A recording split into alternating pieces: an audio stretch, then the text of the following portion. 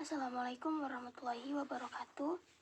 Nama saya Nur Adilia Rosabila dari kelas IP3 dengan NIM 0601243078. Nah, kali ini saya akan membahas mengenai materi negara, warga negara, dan juga agama. Jadi apa sih negara itu? Negara adalah suatu organisasi yang memiliki kekuasaan tertinggi dalam suatu wilayah yang mengatur rakyatnya melalui hukum dan kebijakan. Nah, unsur utama negara itu terdiri dari 4. Yang pertama ada pemerintahan, ada kedaulatan, wilayah, dan juga rakyat atau warga negara itu sendiri. Negara berfungsi untuk menjaga ketertiban warga negara, melindungi hak-hak warga negara, dan juga mengedepankan kesejahteraan rakyatnya. Nah, pendapat lain mengatakan negara adalah asosiasi inklusif yang mencakup seluruh lembaga dan anggota komunitas. Negara adalah suatu representasi kepentingan publik yang mencakup wilayah luas, tidak bersifat memihak dan juga netral. Nah, di dalam suatu negara pasti ada yang namanya warga negara atau rakyat. Warga negara adalah individu yang secara hukum menjadi bagian dari suatu negara dan memiliki kewajiban serta hak di dalamnya. Terus hak dari warga negara itu meliputi kebebasan berpendapat, memiliki pendidikan, dan juga mendapatkan perlindungan hukum. Sementara kewajiban dari warga negara itu adalah mentaati peraturan, membayar pajak, dan juga ikut serta dalam pembangunan bangsa. Nah, yang disebut warga negara itu ya kita-kita ini yang ada di dalam suatu negara. Nah, kemudian ada agama. Agama adalah suatu sistem kepercayaan dan nilai-nilai spiritual yang diikuti oleh sekelompok orang yang dijadikan sebagai pedoman hidup.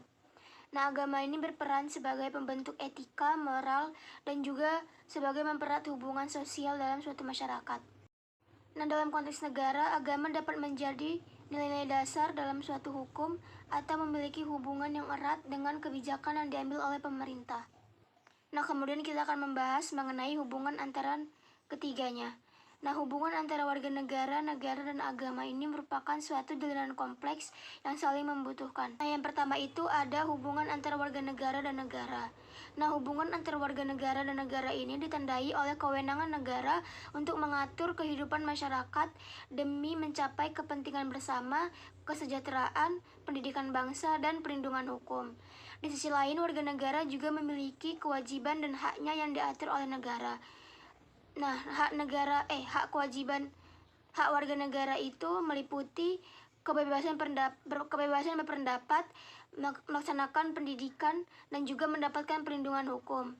Juga kewajibannya sebagai warga negara adalah membayar pajak dan juga mentaati peraturan. Yang kedua ini ada hubungan antara agama dan juga warga negara. Keduanya juga memiliki hubungan yang erat.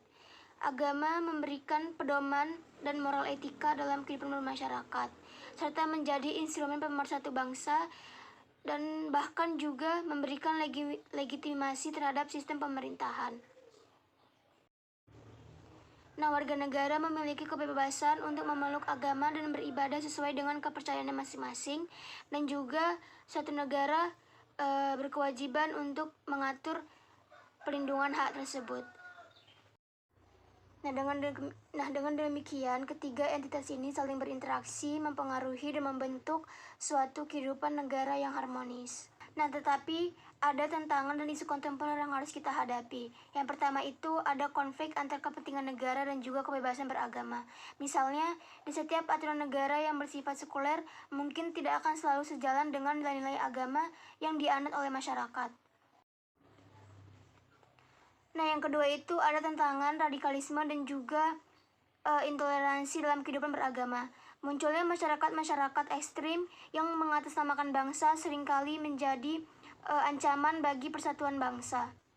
Kemudian penyebaran ideologi radikal baik melalui dunia digital maupun secara langsung juga dapat mengancam persatuan nasional dan juga dapat memecah belah masyarakat. Nah, kemudian yang ketiga ada peran teknologi dalam membentuk kesadaran bernegara dan beragama. Di era digital, informasi mengenai negara dan agama sangat menyebar dengan cepat. Sayangnya tidak semua informasi itu bersifat benar. Ada juga yang hoax yang menyebabkan propaganda sehingga menimbulkan pemecah belahan dari agama, negara, dan warga negara. Bagaimana memanfaatkan teknologi dengan positif untuk meningkatkan literasi digital, membangun pemahaman yang benar, dan memperkuat identitas nasional kita sebagai bangsa.